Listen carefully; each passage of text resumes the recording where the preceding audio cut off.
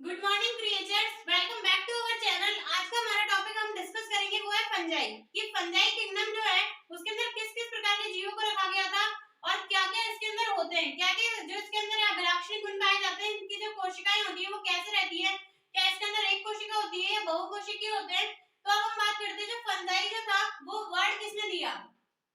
Fungi word जो हमें दिया था वो दिया था गैस्पर्ड बॉहिम ने। गैस्पर्ड बॉहिम एक साइंटिस्ट थे जिन्होंने हमें दिया था फंजाई जो वर्ड था।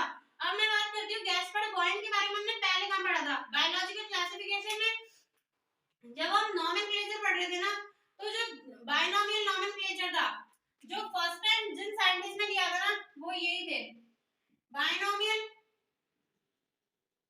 Binomial nomenclature. लेकिन है ना, इन्होंने मेहनत तो करी थी उस चीज पे कि वो उसका साइंटिफिक नेम है, लेकिन जो फेमस हुए ना वो कैरोलस लिनियस थे। ठीक है, गैस्पर्ड बॉइंग ने दिया था हमें फंजाई वर्ड, जिसके बारे में हम पढ़ने वाले हैं फंजाई किंगडम के बारे में। सबसे पहले तो ये देख लीजिए वर्ड क्या है, इसको हिंदी में क्या बोलते हैं, कवक। ठीक है, ये वर्ड हमें दिया था गैस्पर्ड बॉइंग ने। जो study of fungi, study of fungi क्या होता है, माइकोलॉजी। स्टडी ऑफ फंजाई विज्ञान की वह शाखा जिसके अंदर फंजाई का अध्ययन किया जाता है उसे बोलते हैं माइकोलॉजी। अब हम बात करते हैं कि आप लोगों ने फंजाई कहां-कहां देखी होगी। सबने देखी हुई है, लेकिन नॉर्मल लोगों को जो साइंस नहीं पढ़ रहा है उसे नहीं पता है फंजाई है। आप लोगों को पता है जो हमारे डैंड्रफ होता है वो भी फंजाई की वजह से होता है। डैंड्रफ होता है वो फंजाई की वजह से होता है। जो दांत हो जाते हैं वो भी फंजाई की वजह से होते हैं। और रोटी आपने देखा होगा कि बहुत दिन हो जाते हैं ना हमारे किचन में हम जाते हैं, हमारे किचन ऑब्वियसली आपको पता है ह्यूमिडिटी है उसके अंदर, टेम्परेचर रहता ही है क्योंकि गैस जल्दी है, काम होता है, CO2 रहती है, टेम्परेचर ज्यादा होता है वहां पर, ऊपर से क्या बोलते हैं नमी रहती है, पानी का यूज ज्यादा है, नमी रहती है, बंद जगह खुले में तो है नहीं ऐसा। तो वहां पर यदि रोटी जो है कई दिनों से रखी रहती है ना, तो रोटी के ऊपर कुछ ग्रीन कलर का आपने देखा होगा, या फिर ब्रेड में तो सब बच्चों ने देखा है कि ब्रेड के ऊपर तो जमा हो ही जाती है, ब्रेड के ऊपर जमा हो जाती है ग्रीन कलर की। ये जो चीजें हम देख रहे हैं ना वो सब क्या होती है, फंजाई। ये कवक की वजह से होती है, रोटी खराब हो जाती है। तो ऐसा नहीं है कि जो फंजाई है इन्हीं स्थानों पर पाई जाए, वो सब जगह पाई जा सकती है। फंजाई जो है ना वो हर स्थान पर, प्रत्येक स्थान पर पाई जा सकती है। जैसे कि हम बात करते हैं सूखी चट्टानें जो होती है ना, जिस टाइम पर जो है हमारा क्या बोलते हैं उसे, जब लाइकेन रहते हैं, शैवाल रहते हैं, जिस टाइम पर यूट्रोफिकेशन होता है उस टाइम पर भी जो है ना फंजाई में प्रेजेंट रहती है। फंजाई जो है किसी भी प्रतिकूल परिस्थिति से लेकर अनुकूल परिस्थितियों तक रह सकती है। फंजाई जैसे ऐसा नहीं है कि सिर्फ जो खाने की चीजें उन पर ही रहती है, लेकिन जो फंजाई जो होते हैं ना वो हमेशा क्या होते हैं, क्या फंजाई प्रकाश संश्लेषण कर सकते हैं, तो हम फोटोसिंथेसिस नहीं, फोटोसिंथेसिस एब्सेंट, तो ये हमेशा परजीवी या परपोषी होते हैं। फंजाई जो है ना मैक्सिमम कैसे होते हैं, पैथोजेनिक। पैथोजेनिक का मतलब क्या होता है, ये रोग पैदा करते हैं।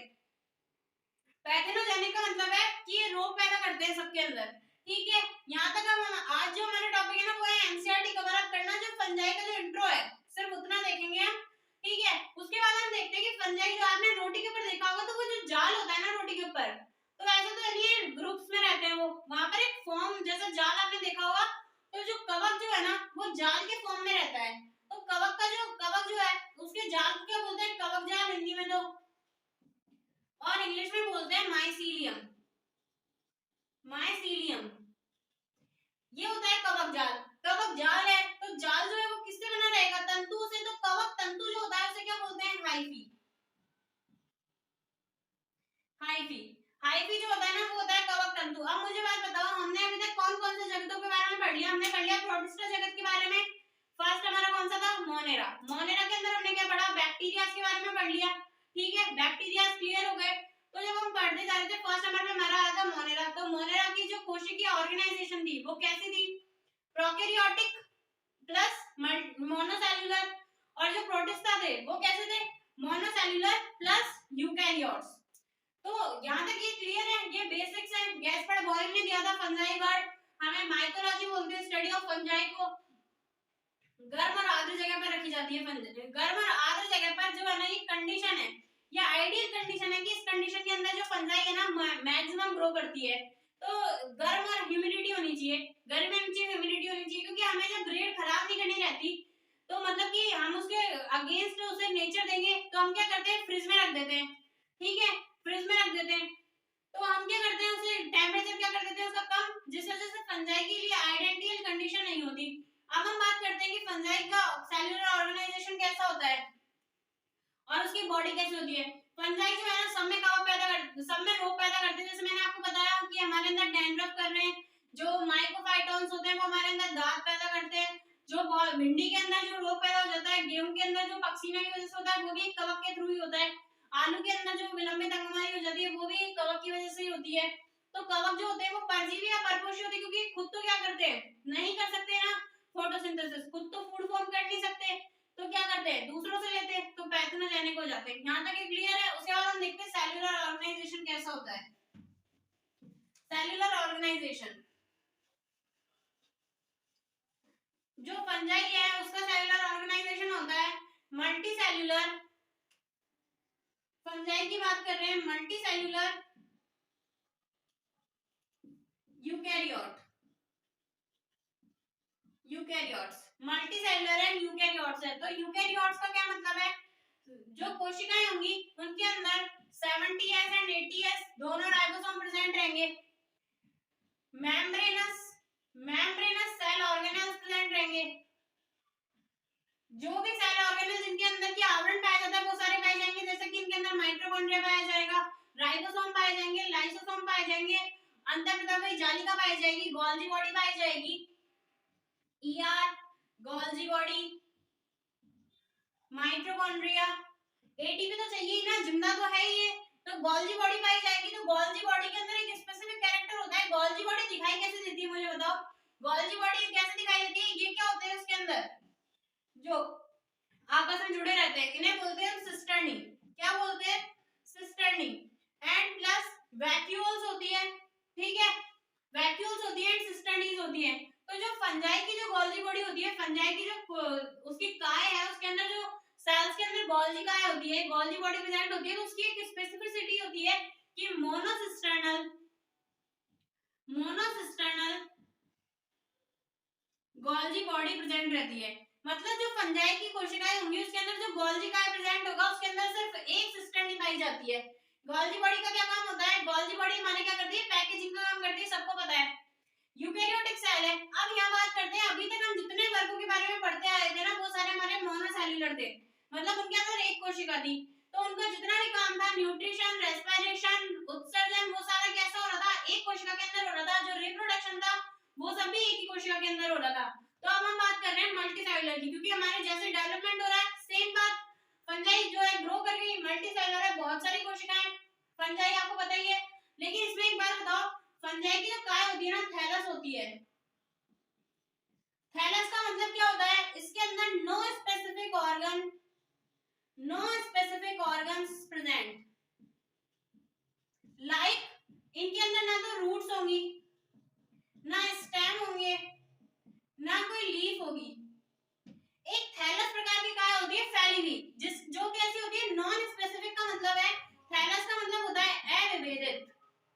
उसके अंदर अभी तक विभेदन नहीं हुआ है, सिर्फ कोशिकाओं का एक समूह बन गया है जो कि एक अंग तक नहीं पहुंचा है, जिसका जो है विभेदन नहीं हुआ है, उसे बोलते हैं थैलस प्रकार की बॉडी। तो फंजाई जो होता है उसकी काय किस प्रकार की होती है, थैलस प्रकार की काय पाई जाती है, जो कि मल्टीसेल्युलर होती है, ठीक है, थैलस प्रकार की काय पाई जाती है। आप सबको पता चल गया।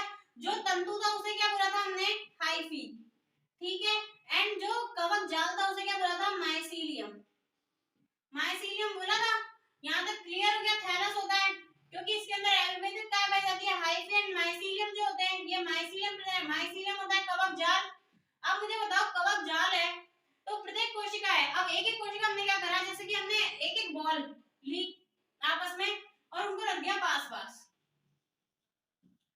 तो इनको आपस में जुड़ने का क्या तरीका हो सकता है, या तो इनकी जो वॉल है वो लाइसिस कर जाए और आपस में जुड़ जाए, ठीक है, तो इनके अंदर पट्ट नहीं पाए जाएंगे। जो आपस में लाइसिस कर जाएंगी तो उन कोशिकाओं में क्या होगा, यहाँ तक सबका क्लियर है ना, कि यूकैरियोटिक होता है, मल्टीसेल्युलर होता है, मल्टीसेल्युलर होता है लेकिन ऑर्गन्स नहीं पाए जाते हैं। तो थैलस प्रकार की काय पाई जाती है, थैलस प्रकार की काय पाई जाती है, कवक तंतु और कवक जाल प्रेजेंट रहते हैं। ठीक है, अब हम बात करते हैं कि ये मल्टी सेलुलर है, लेकिन ना कोई स्पेसिफिक ऊतक है ना ही स्पेसिफिक ऑर्गन है। तो हम बात करते हैं कि कैसे कैसे हो सकता है। तो जैसे हम बात करते हैं, हमने एक कोशिकाएं ले ली, इसकी कोशिकाएं ऐसे नहीं बनाकर हम समझने के लिए डायरेक्ट बनाते हैं कि इसकी कोशिकाएं होती है तंतुनुमा। तंतुनुमा कोशिकाएं हैं जो आपस में कैसी है, जुड़ी हुई हैं, क्योंकि पास पास तो होंगी, ऐसे थोड़ी है एक कोशिका जुड़ेगी एक कोशिका अलग पड़ी रहेगी। तो या तो ये जो है ना डिसॉल्व हो जाएंगे, तो मान लो कि ये जो है आपस में जुड़ गए, ये आपस में इनका लाइसिस हो गया, एक चीज बना ली इन्होंने। तो इनके अंदर जो है क्या, इसको बोलते हैं पट। जब हम बात करते हैं गेट की बात करते हैं, तो पहले जमाने में गेटों को पट बोला जाता था कि भाई पट बंद कर दो। तो ये है, ये जो है वो है पट। तो इन्हें बोलेंगे, इनके अंदर पट बचे ही नहीं, सब कुछ एक साथ कोशिकाएं डिसॉल्व हो गई, हर कोशिका का अपना एक केंद्रक है। ठीक है, तो इसे बोलेंगे पटहीन। ये कोशिकाएं आपस में डिसॉल्व हो गई, तो ये क्या, एक कोशिकीय कोशिकाएं बची, एक कोशिकीय थैलस बचा है, बहुकोशिकीय हो गया, बहुकोशिकीय हो गया,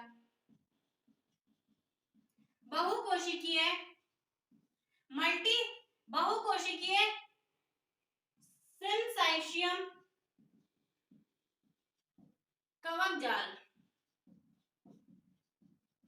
इसको बोलते हैं बहुकेंद्रकी। ठीक है, पटहीन का मतलब होगा, अब जब हम बाद में फंजाई के अंदर 5 क्लासेस होती हैं। फर्स्ट हमारा आता है ओमाइसीटीज, जाइगोमाइसीटीज, एस्कोमाइसीटीज, बेसिडियोमाइसीटीज एंड ड्यूटेरोमाइसीटीज। तो पटहीन जो कवक तंतु होते हैं वो पाए जाते हैं हमारे ओमाइसीटीज एंड जाइगोमाइसीटीज के अंदर। क्लियर है ना यहाँ तक? उसके बाद हम देखते हैं पट्टयुक्त कवक जाल। तो इनके जो कवक जो माइसीलियम बनेगा उसके अंदर जो है ना पट्ट पाए जाएंगे, मतलब सेपरेशन पाया जाएगा। तो ऐसा तो है नहीं एक कवक जाल बना रहा है, ऐसा तो है नहीं कि सारी कोशिकाएं बिल्कुल ऐसे तो बंद नहीं रहेंगी, वो ऐसे तो बंद नहीं रहेंगी, तो एक कोशिका का दूसरी कोशिका से संपर्क ही नहीं रहेगा। तो इनके अंदर जो है ना पट्ट पाए जाते हैं। तो दो तरह के पट्ट पाए जा सकते हैं, एक तो होता है सिंपल एंड दूसरा होता है डोलियोपोर। इसका एग्जांपल हमारा होगा एस्कोमाइसीटीज एंड डोलियोपोर का होगा बेसिडियोमाइसीटीज। ये बात समझ आ गई ना? या तो पट्ट नहीं होंगे, पट्ट नहीं होने वाले के जो एग्जांपल होंगे वो होंगे जाइगोमाइसीटीज एंड ओमाइसीटीज। ओमाइसीटीज एंड जाइगोमाइसीटीज होंगे पट्टहीन के, एंड पट्टयुक्त के जो होंगे वो होंगे हमारे पट्टयुक्त हैं, जो दो तरह के पट्ट हो सकते हैं, या तो सिंपल पट्ट होंगे या डोलियोपोर होंगे। ठीक है, ये तो सारे के सारे कैसे होते हैं, बहुकेंद्रकी होते हैं, क्योंकि इनके अंदर पट्ट ही नहीं है। तो जो कोशिकाएं हैं उनके केंद्रक एक ही द्रव्य के अंदर घूम रहे हैं, बहुत सारे केंद्रक चले गए उसके अंदर। तो ये होगी बहुकेंद्र की अवस्था, इनके अंदर एक केंद्र की अवस्था पाई जाएगी, सेपरेशन होगा ना इनके अंदर अलग अलग सेल्स के अंदर। डोलियोपोर जो पट्ट होते हैं ना उनकी आकृति सेम के आकार की होती है, वृत्त की तरह, किडनी की तरह दिखाई देते हैं, उन्हें बोलते हैं डोलियोपोर पट्ट। एंड सिंपल जो पोर होते हैं उन्हें बोलते हैं एस्को, जो हमारे प्रेजेंट रहते हैं एस्कोमाइसीटीज के अंदर।